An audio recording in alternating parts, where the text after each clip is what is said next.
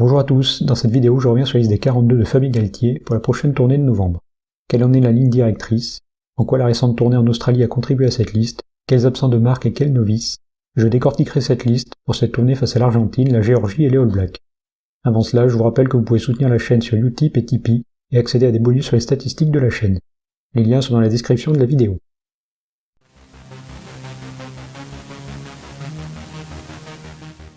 4 axes définissent cette liste des 42. Les hommes forts de l'ère Galthié, les révélations et déceptions de la tournée en Australie, les joueurs en forme du début de saison et une salve de novices. Cette tournée étant la probable dernière occasion pour Fabien Galthié de faire une petite revue d'effectifs. Le sélectionneur français l'a rappelé. Moi, j'estimais qu'il fallait qu'on arrive avec une équipe en 2023 à peu près de 28 ans et 50 sélections. On est tous passés par là, c'est là où on joue le meilleur rugby. Dans cette logique, et sachant qu'il y a une quarantaine de matchs internationaux entre deux Coupes du Monde, Fabien Galthié s'appuie donc légitimement sur un noyau dur de joueurs confirmés. Le pilier Cyril Baille, le talonneur Julien Marchand, les deuxième lignes Bernard Leroux, Paul Villemc et Romain Taofi-Fénois, le Rochelais Grégory Aldrit, le demi-mêlée Antoine Dupont, les ouvreurs Romain Tamac et Mathieu Jalibert, les centres Gaël Ficou et Virimi Vakatawa, l'ailier Damien Penaud et l'arrière Brice Dulin. À ces 13 noms s'ajoute celui de François Cros, absent de nombreux rassemblements tricolores la saison dernière pour cause de blessures, mais cadre des Bleus au début du mandat Galthié et en forme internationale avec Toulouse, et celui de Jean-Baptiste Gros, doublure toujours satisfaisante de Cyril Baille et qui a profité de la tournée en Australie pour s'affirmer en tant que titulaire convaincant durant 50 minutes.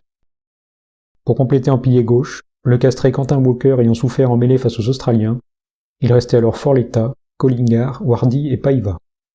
Collingard, déjà testé, paye probablement les ennuis en mêlée du Racing 92 sur ce début de top 14. J'avais bien apprécié l'activité et la tenue en mêlée de Forletta en juillet dernier pour sa première sélection, sans pour autant être impressionné. Avec déjà 2 joueurs bien en place à gauche de la mêlée, Galthié peut se permettre de prendre un novice en complément.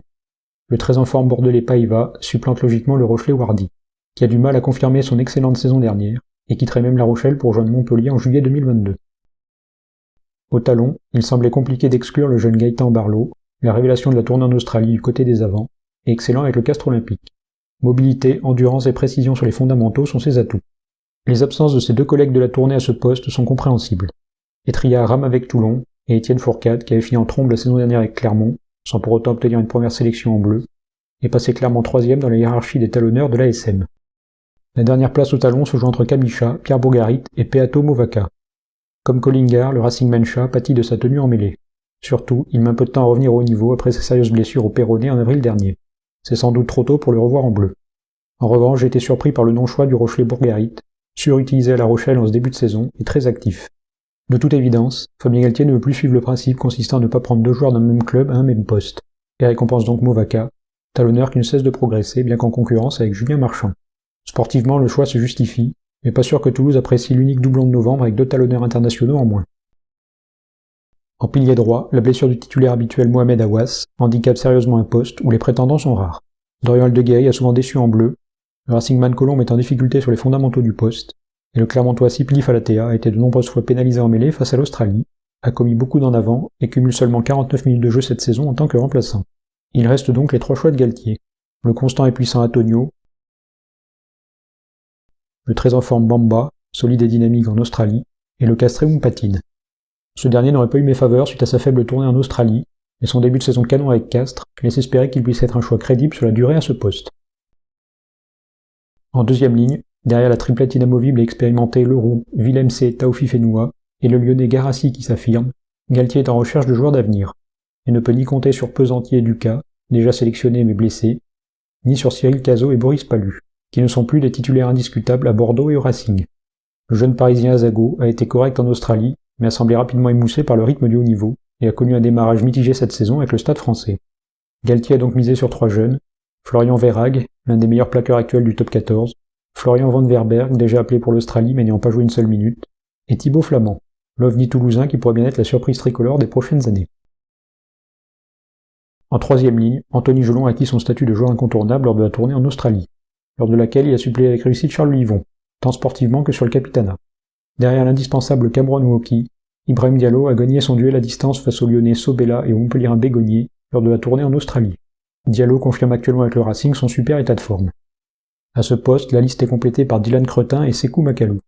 Le premier, régulièrement indiscipliné, et surtout performant dans le registre de la touche, mais avec déjà des spécialistes de ce secteur comme Cross, Jolon, Woki et Diallo, je ne perçois pas son apport chez les Bleus. Un profil puissant et polyvalent comme celui de Tanga me paraît plus approprié pour équilibrer la troisième ligne. Le Clermontois Fischer, très actif dans les rucks et le jeu, mais un peu trop indiscipliné, a aussi un profil différent qui peut servir. Ses ennuis de passeport avant la tournée en Australie l'ont peut-être cramé aux yeux de Galtier. Enfin, je trouve que Macalou a beaucoup de similitudes avec Cameron Woki, le réalisme et la précision en moins, et il n'a pas convaincu en 8 en Australie. Sachant que Jolon et Aldrit peuvent jouer aussi à l'aile de la troisième ligne, j'aurais plutôt récompensé les grosses performances du Toulousain Célevasio Tolofua. À la mêlée, Serin et Bézi sont à l'infirmerie, la place de doublure de Dupont est donc toute désignée pour Baptiste Couillou, actuel meilleur marqueur d'essai du top 14 et à son aise en Australie, avec 3 titularisations en 3 matchs. Le Lyonnais a un coup à jouer, sachant que Serin a rarement brillé en remplaçant chez les Bleus. En difficulté en Australie, Iribarren est logiquement absent de la liste des 42. La troisième place à la mêlée échoue au Bordelais Maxime Loukou. Arthur Coville et Clovis Lebaille, encore trop irréguliers en club, seul le prometteur Nolan Le Garec pouvait concurrencer Loukou. Mais le joueur de l'UBB a un temps d'avance, ayant déjà failli intégrer le groupe France, avant qu'une blessure ne l'en empêche. À l'ouverture, une seule place à prendre derrière les incontournables Tamac et Jalibert. Elle est pour le meilleur ouvreur de la tournée en Australie, à savoir Antoine Astoy, qui devance l'habituel sélectionné Louis Carbonel, dont le dur à Toulon est moyen en Australie, et le Parisien Joris Second, sur courant alternatif avec le Stade français. La future signature d'Astoy à La Rochelle, club jouant la Coupe d'Europe, a dû rassurer le staff des Bleus quant à l'envie de progresser de l'actuel Palois. Anthony Bello, Pierre Poplin, Léo Berdeux et Enzo Hervé sont pas loin derrière. Les blessures ont ralenti la progression du Toulonnais, et les 3 autres doivent encore franchir un cap. Au centre, Jonathan Danty a gagné sa place suite à sa grosse tournée en Australie. Solide point d'ancrage, Danty défend dur sur l'homme et a gratté un nombre incalculable de ballons dans les rucks australiens. Le taulier Arthur Vincent et le prometteur Pierre-Louis Barassi étant blessés, plusieurs jeunes en profitent. Pas Julien Hériteau, qui a joué que quelques petites minutes en Australie et un match et demi sur 7 seulement avec Toulon cette saison, ni Lucas Tozin, pas encore au niveau. Galtier garde une forme de continuité et une cohérence sportive en misant sur le polyvalent centre-ailier Moefana, blessé en fin de saison dernière et essentiel à Bordeaux et en bleu depuis l'Automne Nations Cup 2020, et sur le Clermontois Tani Vili, l'une des grandes surprises de la liste pour l'Australie, et toujours aucune sélection. Le joueur de l'ASM a profité des blessures de Barak, Nakaleu ou Fofana pour gratter du temps de jeu et se mettre en valeur. 2 essais, des progrès en défense, beaucoup de vitesse, et un profil assez physique font de lui un sérieux potentiel à ce poste. Sur les ailes, Retière ne plaisant pas au staff pour son déficit sur les duels aériens, Teddy Thomas traînant une blessure risquée au jambier, et Gabin Villiers ayant dû renoncer à cette tournée de novembre, le poste semble en jachère derrière l'inévitable Penaud. Logiquement, même s'ils ont du mal à confirmer leur excellente saison dernière, Galtier a choisi de donner sa chance à Mathis Lebel et Donovan Taofifenwa, depuis longtemps dans le radar du sélectionneur. Je suis moins convaincu par le choix de Vincent Ratez, probablement sélectionné pour sa polyvalence ailier arrière, et c'est étrange de se passer d'un joueur en forme comme Aliviati Raka, deuxième meilleur marqueur d'essai du championnat, et un profil physique que n'ont pas les autres ailiers, très disponible près des rucks, et ayant surtout grandement progressé sur les duels aériens, son habituel défaut. À l'arrière, Melvin Jaminet, la révélation de la tournée australienne chez les 3/4, est évidemment là, accompagné du très en forme toulousain Ramos et du prometteur Buros, décisif avec Bordeaux et appelé en Australie en juillet. Même s'il ne l'a pas fait jouer pendant cette tournée, Galtier mise sur la continuité, au détriment d'Anthony Boutier. Le Montpelliérain, arrière des Bleus sous les débuts de Galtier, est sorti des radars avec le retour de Dulin, mais il retrouve peu à peu son niveau avec le MHR. Le 15 de France n'est pas fini pour lui.